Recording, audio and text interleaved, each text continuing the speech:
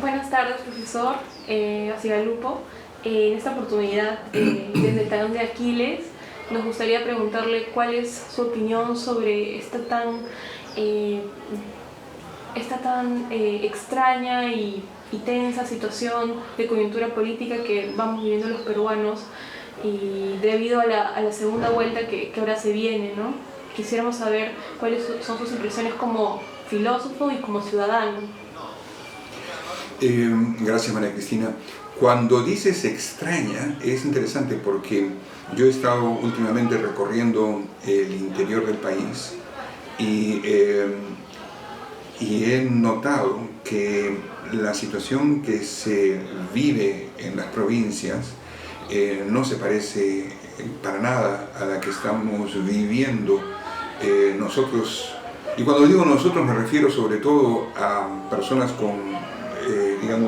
participación activa en la vida universitaria, a ciudadanos que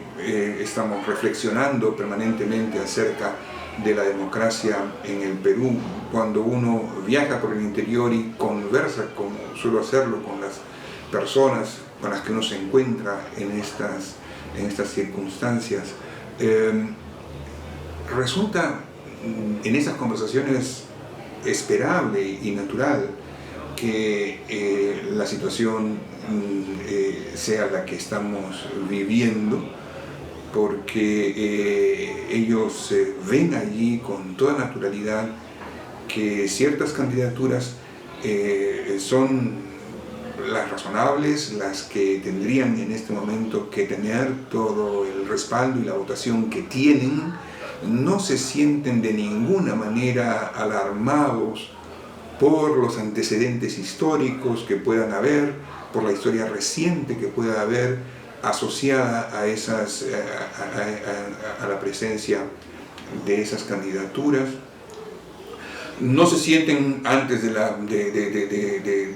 las elecciones pasadas, todavía en el momento en el cual a principios en el verano estábamos con muchos más candidatos, ni siquiera se sienten del todo afectados por la presencia de candidatos que no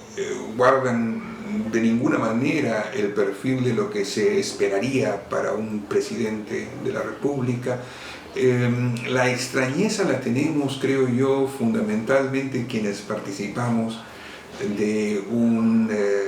segmento de la sociedad que está especialmente orientado a la reflexión y a la mirada crítica a las condiciones de la democracia en el Perú. Y a mí eso me ha llevado a pensar que en el fondo la democracia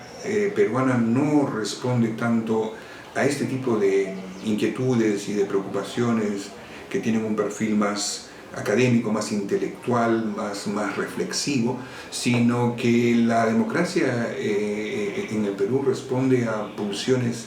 de otro tipo que son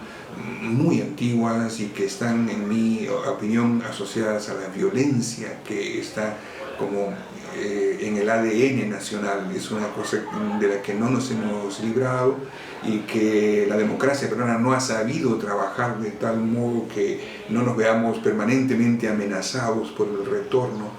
de una violencia abierta, porque la violencia tiene diversas facetas. Hay facetas abiertas de la violencia que las hemos vivido y que son muy dramáticas y que han causado una cantidad enorme de víctimas de uno y otro lado, pero también hay una violencia sorda, una violencia que está metida en las actividades cotidianas de las personas, que se manifiesta de múltiples formas, a través del racismo, a través de la homofobia, básicamente a través de la exclusión, porque la violencia básica y fundamentalmente desde mi perspectiva es exclusión. Todos los mecanismos de exclusión que uno pueda detectar en la vida social son en última instancia expresión de esa violencia más o menos abierta. Por ejemplo, en cualquier institución en la que uno encuentre que hay hábitos institucionales que están fundamentados en las argollas, en los mecanismos mediante los cuales uno excluye de ciertos círculos de poder, de ciertos círculos de relaciones a otras personas, son violentos. Y lo dramático para mí desde el punto de vista del futuro de la democracia en el Perú es que si uno es consciente de que debe combatir la exclusión, el solo hecho de plantearse la necesidad de combatir la exclusión nos hace también violentos, o sea, no nos saca de la violencia, al contrario, nos obliga la violencia a responder con violencia en sus distintas facetas. Cuando uno dice que está en contra de la violencia, generalmente se refiere solamente a la violencia que consiste en hacer uso de las armas, de poner bombas, de matar a la gente, ya sean los terroristas, ya sea el Estado en su manera como responde al terrorismo, ya sea la delincuencia común, porque es la violencia que más dramáticamente nos afecta a todos, pero tiene muchísimas otras facetas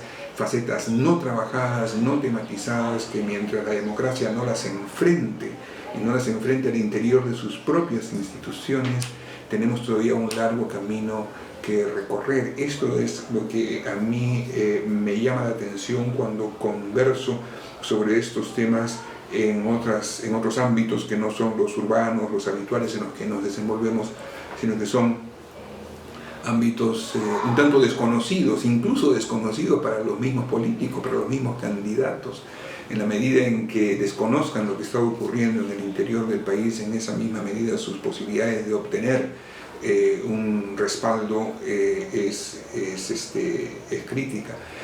Y ahí quiero también llamar la atención a otra cosa que me preocupa mucho, que algunos partidos y algunos grupos sí saben exactamente de qué se trata y aprovechan, explotan esta violencia en sus distintas facetas, que está como retenida, que está como contenida, esperando el momento en el cual pueda manifestarse. Esto es enormemente preocupante para el futuro inmediato, a pocos años ya del centenario de la nación.